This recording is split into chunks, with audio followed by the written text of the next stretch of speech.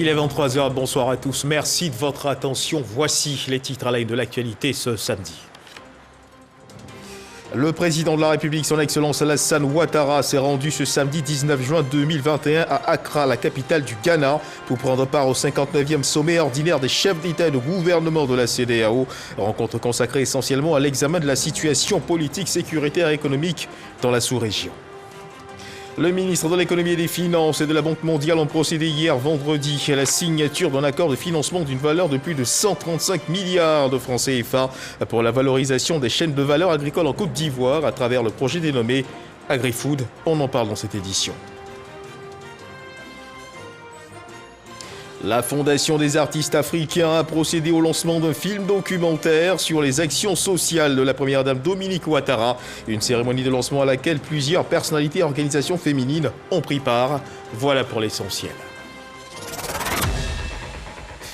Oui, bonsoir à tous. Le président de la République, son Excellence Alassane Ouattara, s'est rendu ce samedi 19 juin 2021 à Accra, la capitale du Ghana. Il y était pour prendre part au 59e sommet ordinaire des chefs d'État et de gouvernement de la CEDEAO, une rencontre consacrée essentiellement à l'examen de la situation politique, sécuritaire et économique dans la sous-région. Elle a été présidée par Nana Akufo-Addo, président en exercice de la conférence. Jérôme Kofi Aboula. La CEDEAO a son 59e sommet ordinaire.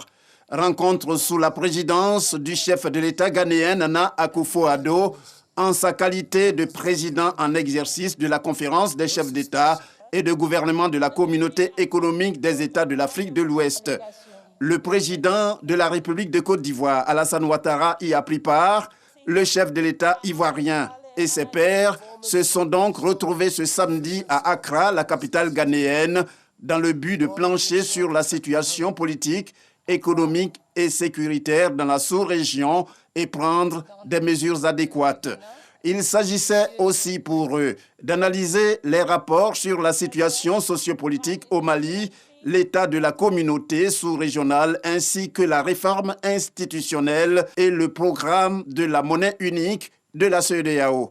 Un sommet en une journée, mais c'est largement suffisant pour permettre aux dirigeants des pays de la CEDEAO présents à Accra d'aborder tous les sujets à l'ordre du jour, notamment ceux portant sur la question sécuritaire et sur la crise sociopolitique au Mali.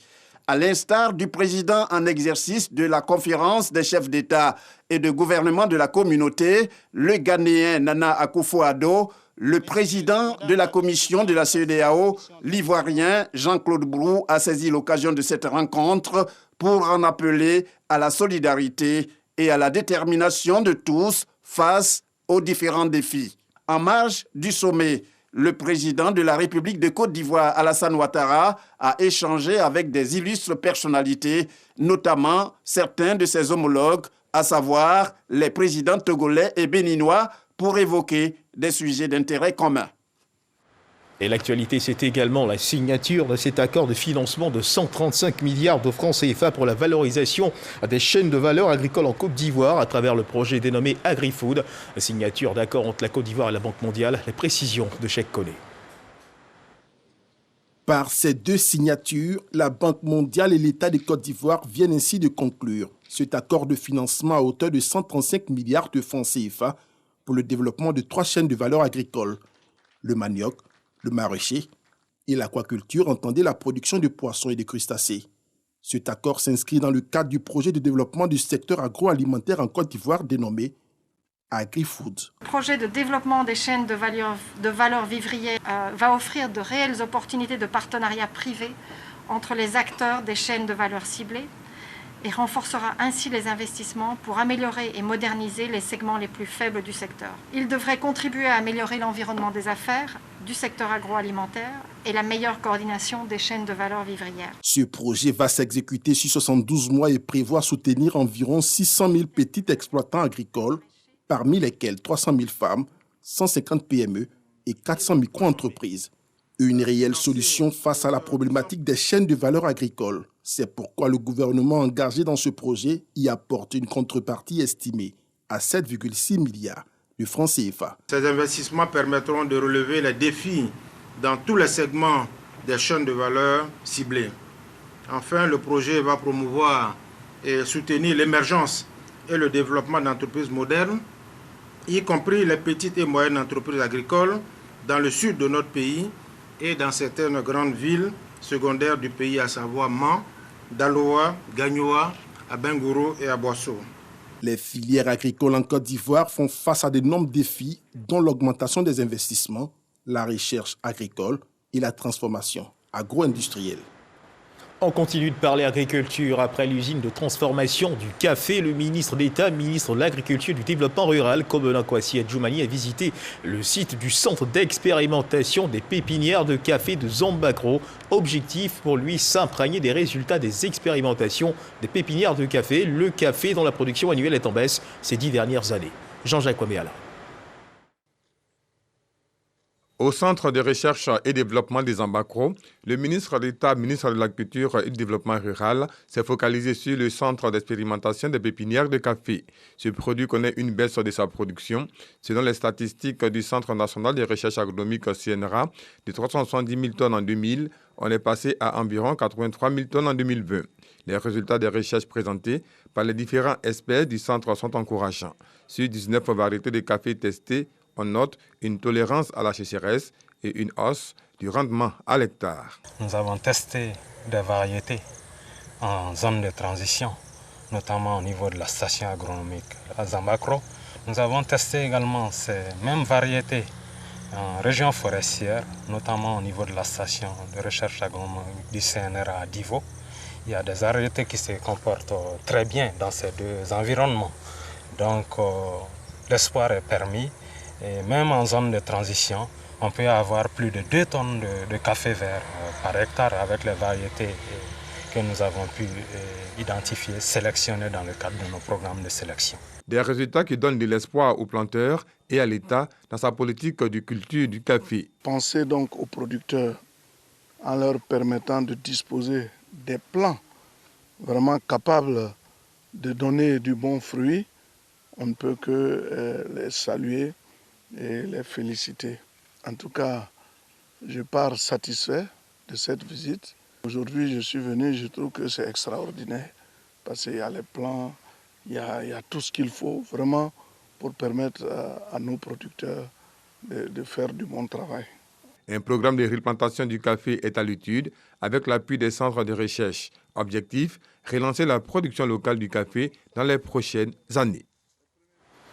Dans le cadre du projet de pôle agro-industriel dans la région du Bélier, le ministre d'État, ministre de l'Agriculture et du Développement rural, Kobena Kwasi Adjoumani, a procédé à Raviard, dans le département de Didivi, au lancement des travaux d'un barrage hydro-agricole d'un coût d'environ 2 milliards de francs CFA. Une école agro-pastorale a également été inaugurée. C'était en présence du président du Sénat, Jano Aousou-Kouadio, et plusieurs membres du gouvernement. Kader Sogodoko. Raviard. La localité est dans le département de Didiévi et a certainement trouvé son chemin pour son développement économique. La construction d'un barrage et l'aménagement d'un périmètre agricole de 125 hectares pour garantir une production de paddy de 3000 tonnes l'an. Montant total du budget, environ 2 milliards de francs CFA. C'est en présence du ministre d'État, ministre de l'Agriculture et du Développement rural et de plusieurs membres du gouvernement, sans oublier le président du Sénat, Jano Aousou-Kouadio, que le projet a été lancé. Il est à inscrire dans le cadre du projet agro-industriel dans la région du Bélier. Ce n'est pas tout. Raviard bénéficie en supplément d'une école agro-pastorale réalisée par le conseil régional. Ce barrage est constitué d'une digue d'une longueur d'1,5 km. La retenue d'eau s'étendra sur une surface de 262 hectares pour un volume de 8 millions de mètres cubes.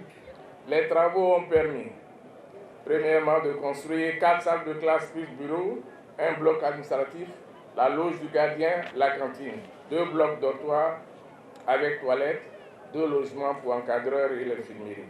Le coût de l'investissement régional a été de l'ordre de 264 millions. La création de richesses au bénéfice des populations reste un engagement du président de la République, Alassane Ouattara. La transformation structurelle de l'économie agricole constitue l'un des piliers essentiels de la politique de développement social et économique prônée par le président de la République, son Excellence M. Alassane Ouattara. Et c'est sur cette vision que repose le programme national d'investissement agricole de deuxième génération, dont la mise en œuvre se fait à travers 9 agropoles. Le président du Sénat, fils de Ravia, a tenu à rappeler à tous le sens de son combat. Merci, Monsieur le Président. Continuez à travailler pour vos parents. Parce qu'un vrai président de la République contribue à forger positivement l'opinion de ses citoyens vers des valeurs qui rassemblent, vers des valeurs qui fédèrent. C'est ce que le président Félix Houphouët-Boigny a fait. Et le président Alassane Ouattara est sur ce chemin lumineux tracé par le président Félix Houphouët-Boigny. Chers parents, je voulais m'adresser à vous. Je suis allé à la pêche, dans les eaux poissonneuses de l'oufoutisme, des eaux poissonneuses du RHDP. Et voilà ce que j'ai trouvé, voilà ce que je vous amène aujourd'hui. J'ai pêché, j'ai trouvé le gros poisson, nous allons le partager. Car on ne partage pas la misère, on ne partage pas la faim, on partage le succès, on partage la richesse. L'école agro-pastorale, dont les apprenants sont déjà à la tâche, a bénéficié d'outils nécessaires pour son fonctionnement. Les hôtes du jour ont d'ailleurs procédé à la première récolte de tomates. Des tomates bio, il faut le signaler. Parlons à présent des activités du Conseil régional du Moronou qui a bénéficié d'un fonds de 735 millions de francs CFA de l'Agence française de développement, l'AFD. Dans le cadre du CDD, ce fonds est destiné à financer des projets dans le domaine agricole et agropastoral à l'intention des jeunes et des femmes. Pour mieux orienter ce fonds, le Conseil régional a sollicité les structures techniques, à savoir les directions régionales de l'agriculture, des ressources animales et halieutiques, l'ANADER et l'OCPV, au cours d'un atelier afin de bénéficier de leur expertise pour l'identification des opportunités d'affaires dans la région. Herman Yamia. Pour aider les jeunes à sortir de la pauvreté en leur donnant les moyens d'assurer leur autonomisation, il faut d'abord connaître leurs préoccupations et besoins. Et c'est ce à quoi s'attelle le Conseil régional du Moronou qui vient de bénéficier d'un fonds de 737 millions de francs CFA de l'Agence française de développement AFD dans le cadre du CDD. Un fonds exclusivement dédié à financer le projet dans le domaine agricole et agropastoral à l'intention des jeunes et des femmes. En sollicitant les directions régionales de l'agriculture, des ressources animales et halieutiques, la NADER et l'OCPV pour cet atelier, le Conseil régional du Moronou veut bénéficier de leur expertise afin d'identifier les opportunités d'affaires dans la région. D'abord, connaître l'état des lieux des opportunités d'affaires dans la région. Dans quelle matière, dans quelle spéculation nous devons orienter ces dotations, ces ressources financières. Qu'est-ce que nous devons financer? Qu'est-ce qui est rentable? Qu'est-ce qui est bien organisé au niveau local et au niveau national, de manière à ce que les jeunes puissent s'engager dans des filières qui vont leur apporter des ressources et qui vont leur permettre d'être autonomes.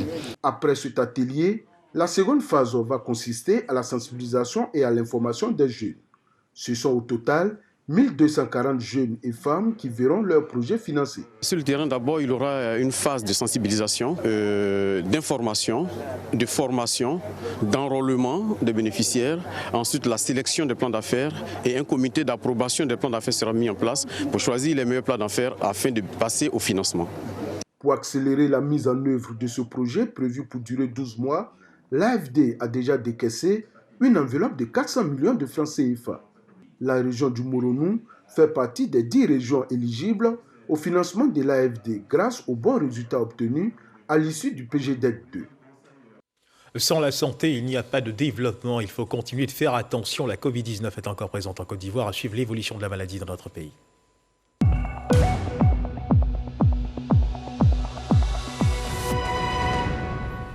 Le ministère de la Santé, de l'Hygiène publique et de la couverture maladie universelle a enregistré ce samedi 19 juin 2021 24 nouveaux cas de Covid-19 sur 2416 échantillons prélevés, soit 1% de cas positifs, 54 guéris et 0 décès. À la date du 19 juin 2021, la Côte d'Ivoire, notre pays, compte donc 48 031 cas confirmés, dont 47 420 personnes guéries, 307 décès et 304 cas actifs.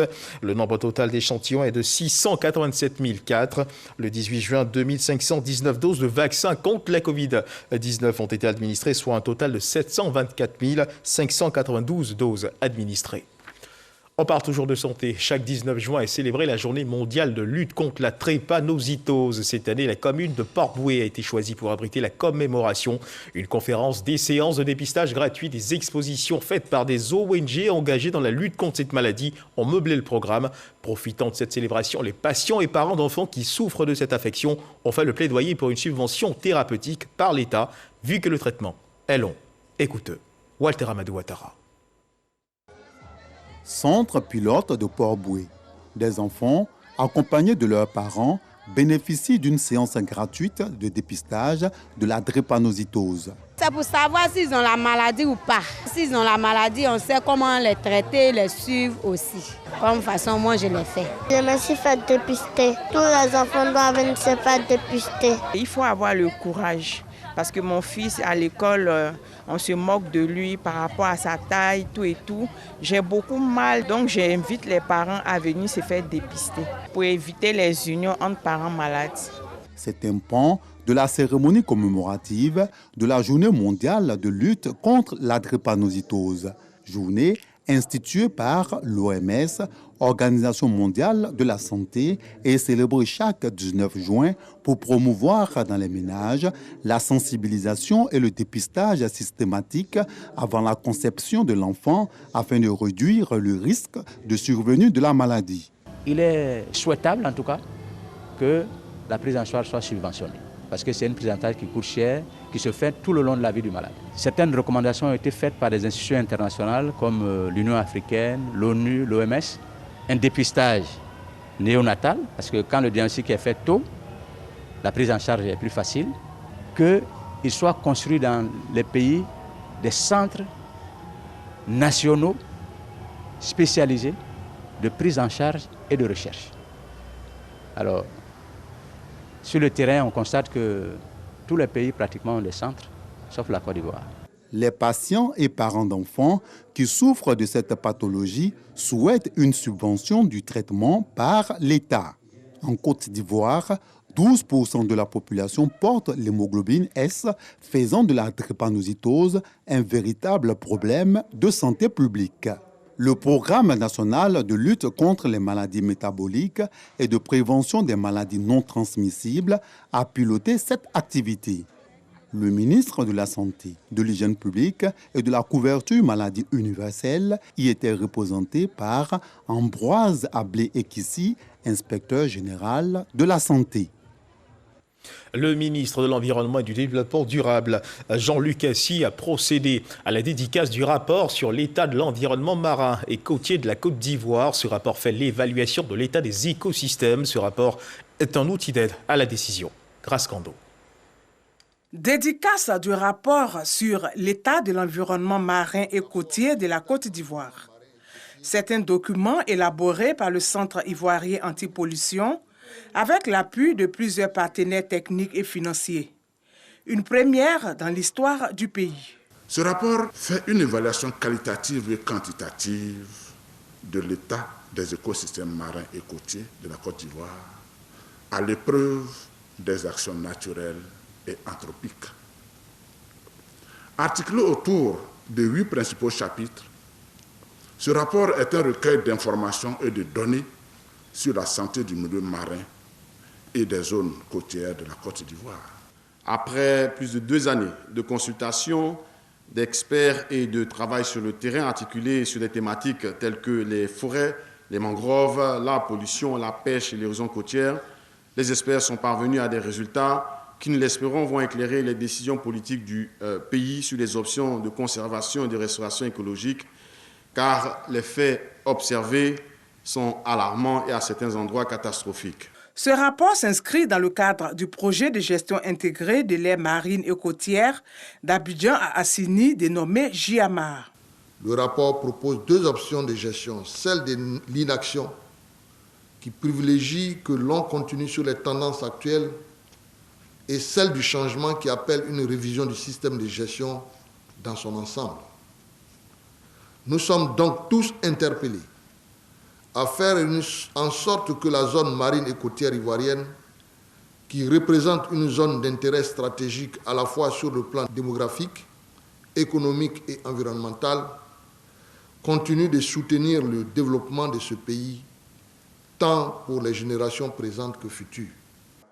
Cette évaluation sur l'état de l'environnement marin et côtier va servir de boussole à la Côte d'Ivoire pour la mise en place d'une politique de gestion intégrée et durable des zones marines et côtières.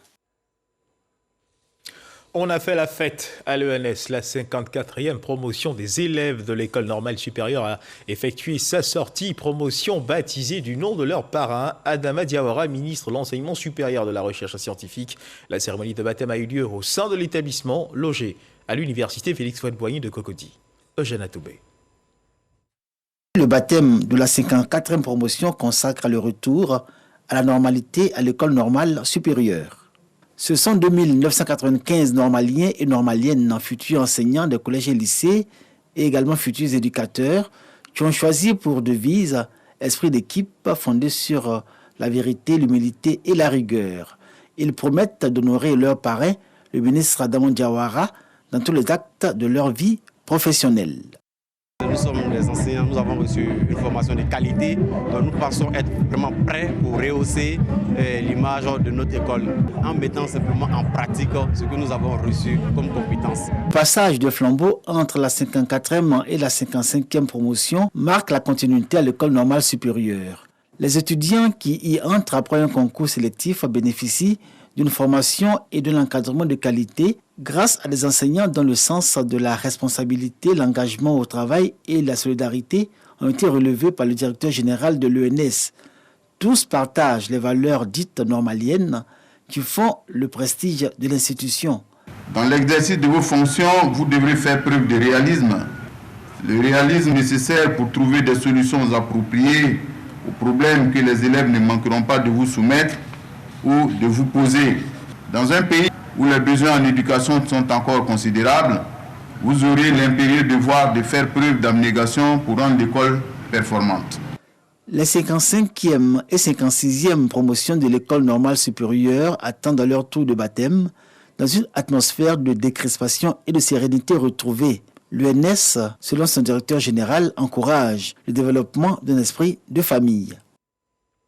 Un mode politique dans cette édition ce samedi 19 juin 2021 au siège annexe du RHDP à la rue Le Pic. La direction exécutive adjointe de ce parti chargé de la formation de l'Institut politique a organisé un atelier de formation. Il s'est agi de former les militants de base et autres formateurs en vue de les outiller pour faire face aux échéances électorales à venir. Des rencontres qui se tiendront régulièrement selon les initiateurs de ce rendez-vous. Ahmed Traoré, Cheikh Koné. La direction exécutive adjointe chargée de la formation et de l'Institut politique DEA-FIP a initié la formation des formateurs locaux du siège annexe du RHDP à Cocody, rue Le Pic. À l'occasion, 4 communications ont été prononcées. Ce séminaire de formation sera animé par les différents formateurs de la DEA-FIP à partir de 4 thèmes. Le militantisme politique. Connaître le RHDP, moyens, outils, stratégies et méthodes d'animation du parti au niveau local. Quelle attitude doit avoir le militant face au phénomène de fake news?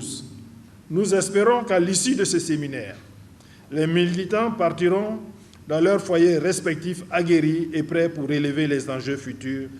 Au regard de la qualité des formateurs, les ministres Souleymane Koti Diakité et Adama Kamara sont persuadés que cet atelier de formation donnera des outils additionnels nécessaires aux militants de base. La formation ouvre au monde. La formation ouvre à la connaissance. Le sachant est la plus grande denrée pour une entreprise. Avoir un savoir-faire est la chose qu'un parti puisse léguer à ses militants. Au cours de ce séminaire de formation, l'accent sera mis sur la lutte contre les fake news, ces fausses informations qui circulent depuis ces dernières années sur les réseaux sociaux. 4 individus en cagoule ont été interpellés par les services de police le 17 juin dernier à l'aéroport. Ils auraient été désignés pour y semer le trouble et porter atteinte à l'intégrité physique de certaines personnes à l'aéroport au cours de l'arrivée de l'ancien chef de l'État, Laurent Gbagbo, à Boussanogo. C'est en cagoule et tout de noir vêtu qu'ils avaient décidé de semer des troubles à l'aéroport international Félix Houphouët-Boigny d'Abidjan-Port-Boué, à l'accueil de l'ex-président Laurent Gbagbo. Mais leur plan a été vite déjoué par les forces de sécurité. On a reçu des informations comme quoi certains individus s'apprêteraient à semer des troubles. C'est ainsi que, le jour J, effectivement, un cas transportant des individus en tenue noire et en cagoulé faisait mouvement vers l'aéroport. À la vue de nos éléments, ils ont pris la peau d'escampette et les recherches sont poursuivies, ainsi que 4 individus avec des cagoules ont été interpellés. Leur mission était très claire. Poser des actes de vandalisme et porter le chapeau aux forces de l'ordre qui étaient présentes. C'est-à-dire qu'ils devaient porter atteinte à l'intégrité physique et même à la vie de certaines personnes dans le but de créer des troubles graves. Mais nous avons été très vigilants. Nous avons quadrillé l'aéroport et au vu du dispositif, ils se sont fondus dans la nature. Ces 4 individus encagoulés clament qu'ils ont été recrutés pour cette mission par des cadres de leur parti politique. On nous a dit de faire peur aux militants récalcitrants qui veulent rentrer dans les salons VIP. Bon, c'est ce que j'ai reçu comme consigne. C'est après qu'on a vu des gens venir en noir, un peu habillés comme nous, et puis ils sont venus s'ajouter à nous dans la soirée. 2 avaient des bonnets, 2 avaient des cagoules. Une enquête est ouverte par les services de la police nationale pour mettre le grappin sur leurs complices. En attendant, ces 4 individus encagoulés iront répondre de leurs actes devant le parquet d'Abidjan. La Fondation des artistes africains a procédé au lancement d'un film documentaire sur les actions sociales de la première dame Dominique Ouattara. Une cérémonie de lancement à laquelle plusieurs personnalités et organisations féminines ont pris part. Astou Touré Danyogo.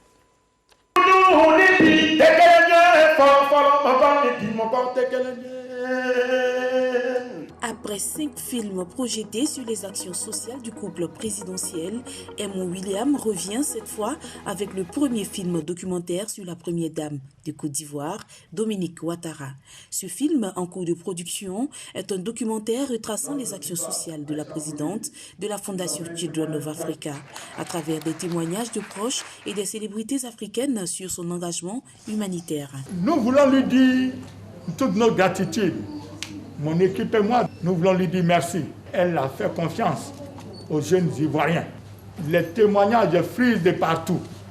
Tout le monde veut témoigner. Les femmes qu'elle soutient au quotidien veulent parler, rendre témoignage.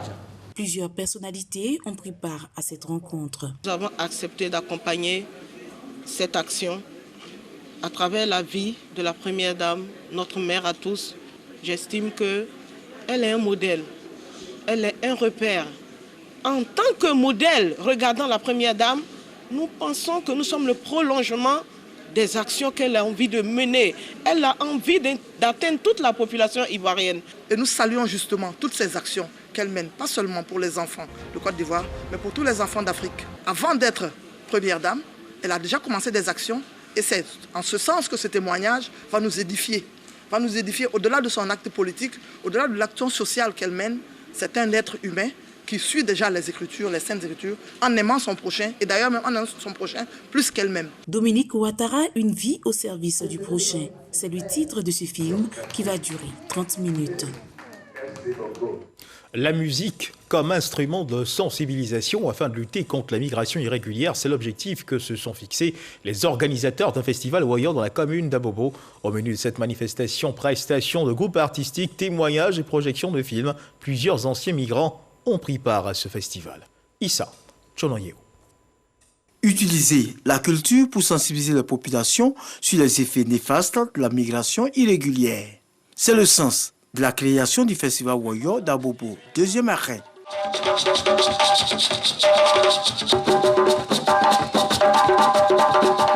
La commune d'Abobo est considérée comme une zone favorable à l'immigration clandestine.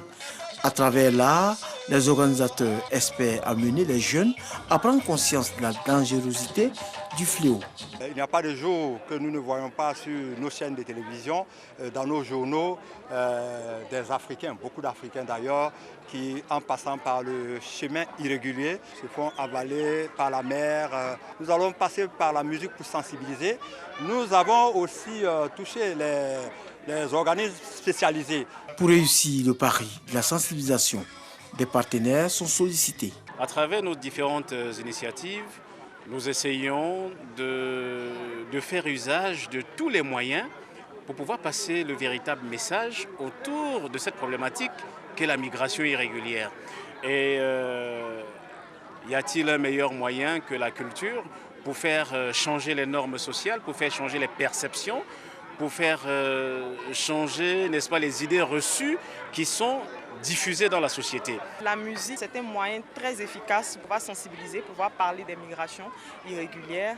Et le festival Woyo est bien tombé parce que ce sera l'occasion, à travers la musique, à travers les artistes, de pouvoir parler, de pouvoir sensibiliser les différentes communautés, de pouvoir sensibiliser nos frères et nos sœurs en leur disant qu'on peut partir, mais si vous voulez partir, partez de manière légale.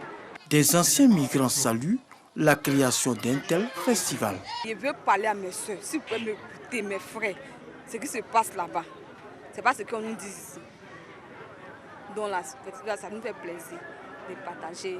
Prestations de groupes artistiques, projections de films, témoignages ont marqué cette première édition du Festival Woyo d'Abobo deuxième arrêt dans la deuxième commune, la plus peuplée de Côte d'Ivoire. Voilà, l'esprit Woyo, l'esprit du Zouglou. Dans l'actualité internationale, en Iran, Ebrahim Raïssi, l'ultra-conservateur, remporte la présidentielle iranienne qui s'est tenue hier vendredi au premier tour avec plus de 62% des voix selon des résultats officiels donc publiés ce samedi sur 28,6 millions de bulletins dépouillés. Ebrahim Raïssi a obtenu plus de 17,8 millions de voix et selon les chiffres officiels, 48,8% des 59 millions d'Iraniens ont participé au scrutin. À Téhéran et dans les villes de province, les partisans du président élu Ebrahim Raïssi sont descendus dans la rue ce samedi dans la soirée pour fêter sa victoire. Et c'est sur cette information que s'achève cette édition. Merci de nous avoir suivis. Je vous retrouve demain à 10h pour le flash d'information et à 13h pour le journal. Dieu garde la Côte d'Ivoire.